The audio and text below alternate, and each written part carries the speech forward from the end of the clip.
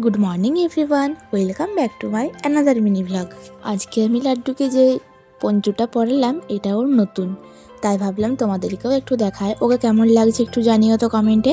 তারপর রান্নাঘরে এসে কিছু পেস্ট বানানোর ছিল, সেই পেস্টগুলো বানিয়ে আজকে জননী বলেছেন ওই মটরশুঁটি, ফুলকপি, সয়াবিন এই সকল দিয়ে একটা তরকারি হবে।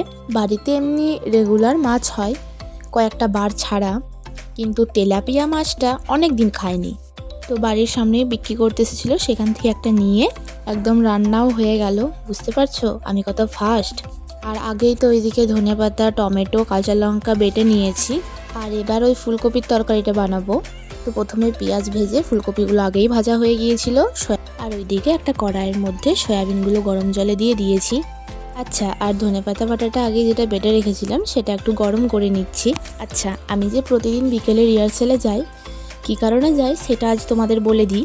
আগামী 25শে ডিসেম্বর থেকে 29শে ডিসেম্বর খাতড়ায় হেল্পিং হ্যান্ডস দ্বারা আয়োজিত ফুড ফেস্টিভ্যাল অনুষ্ঠিত হতে চলেছে।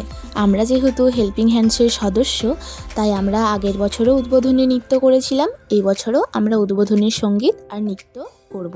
হ্যাঁ জানি 25 তারিখ পেরিয়ে গেছে, সব ব্লগ আমার কাছে আছে, যেহেতু আমি আগে যে ব্লগগুলো শ্যুট করে রেখেছি তাই সেগুলো আগে আপলোড না করলে ওইগুলো আপলোড করতে পারবো না।